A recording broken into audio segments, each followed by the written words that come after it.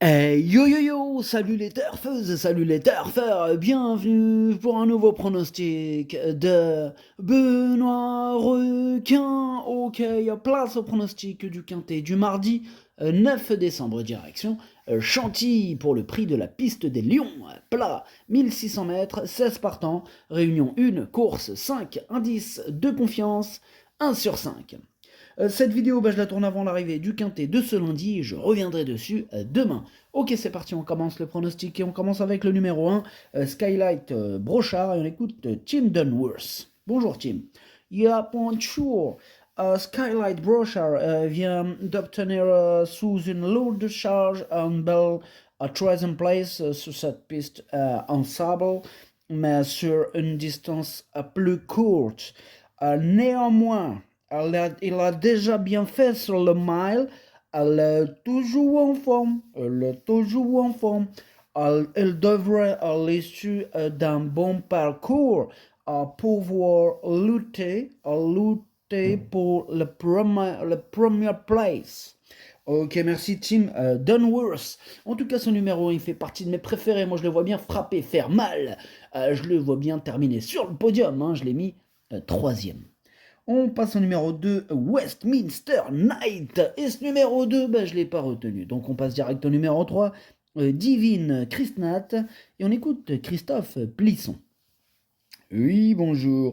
Divine Christnat s'est de nouveau remarquablement comportée en dernier lieu sans bénéficier du meilleur déroulement de course, hein.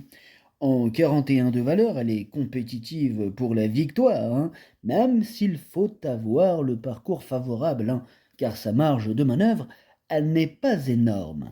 Maintenant, elle est admirable, hein, car elle fait toutes ses courses et mériterait d'enlever un quintet.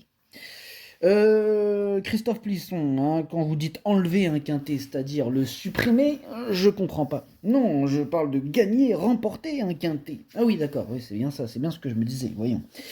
Ah, elle n'était pas réveillée. Bref, ce numéro 3, du coup, je l'ai gardé en bout de combinaison. Attention, il pourrait en plus avoir une petite cote sympathique qui pourrait mettre le feu aux poudres de ce quintet. Attention.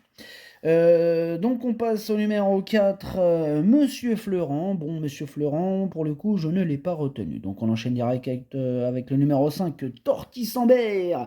Et on n'aura pas les commentaires de l'entraîneur, c'est Fabrice Chappé, il est parti pêcher avec son pote Captain Jan Barbro. Bref, tous les deux, amusez-vous bien. C'est le seul qui est parti pêcher, et tant mieux. On enchaîne, oui, bon, excusez-moi, donc ce numéro 5, c'est tout simplement lui mon préféré, hein. C'est lui que je vois remporter ce joli quintet Chantilly. On passe au numéro 6, Cassar. Ce numéro 6 m'embête beaucoup. C'est d'ailleurs lui mon gros regret. C'est lui mon cheval de complément. 4 non partants. Attention, possible cassage en vue. Parlons de cassage, on a aussi le numéro 7, là, Everstar. Lui aussi m'embête. C'est mon deuxième cheval de complément en cas de non partant. Ça peut arriver un non partant. Ça peut arriver deux non partants. C'est même arrivé 3 non partants. Donc, hein. Là, on est là, ouais, mais les chevaux de non partants. Bah oui, mais quand il y a des non partants, c'est bien pratique d'avoir des chevaux de complément. Eh oui. Enfin bref, on passe au numéro 8. Chiaro. Ce numéro 8, lui non plus, je l'ai pas retenu, mais il est en plein milieu de ma petite liste des possibles troubles faits. On passe au numéro 9, No Limit Dream, et on écoute Gérald Mossé. No Limit Dream est très bien, et Christophe Soumillon va le monter. Il ne le connaît pas, mais je pense qu'il pourra s'en servir comme il faut. C'est un cheval capable de belles accélérations. Il est resté très bien et il devrait bien se comporter. Il est capable, No Limit Dream. C'est un cheval capable. En tout cas, moi ce numéro 9, il fait partie de mes préférés. Je l'ai mis deuxième. On passe au numéro 10, Hackville. Oh, que je ne t'ai pas retenu, ce numéro 10. Non, ce numéro 10, je ne l'ai pas non plus rayé, hein, car il est quand même chef, et du coup, capitaine, hein, de ma petite liste des possibles casseurs de tickets repérés. Attention. On passe au numéro 11, Zellman, et on écoute Daniel Allard.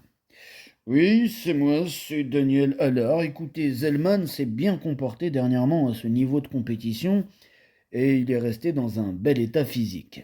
Le lot me paraît un petit peu plus relevé que la dernière fois, mais Malone Favrio le connaît bien désormais.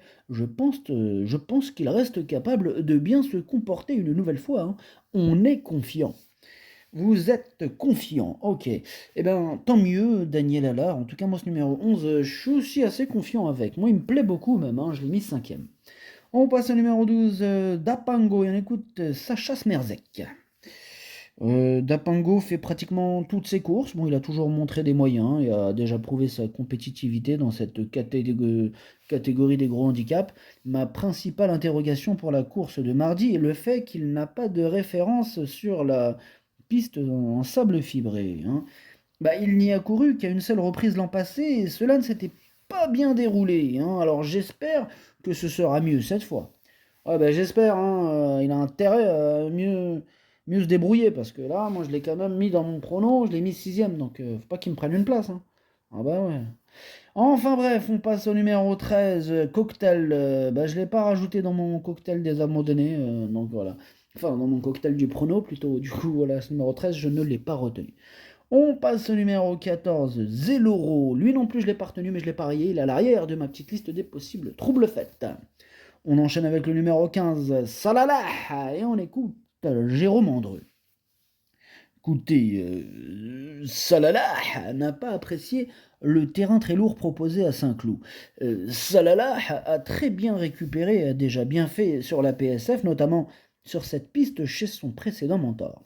Le matin, tout me semble ok pour Salalah, et on revient dans un quintet avec l'ambition de se réhabiliter au moins pour les places. Merci Jérôme Andreu qui nous présentait le numéro 15, Salalah, que j'ai gardé en toute fin de combinaison, attention à elle. Et on termine avec le numéro 16, Star Rock, et on écoute Vaclav Lucas.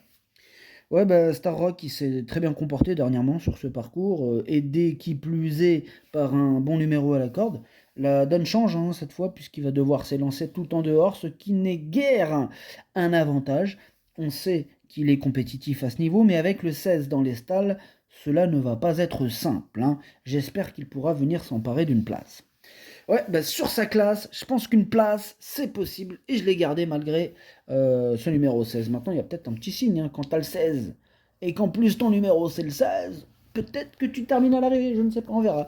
On verra ça mardi, moi je l'ai mis quatrième. Le pronostic, ça donne 5, 9, As, 16, 11, 12, 3, et 15. Merci d'avoir suivi cette vidéo. N'hésitez pas à mettre un pouce bleu si la vidéo vous a plu. Pour accéder à tous mes tickets pour la course du Quintet, rendez-vous directement en description de la vidéo.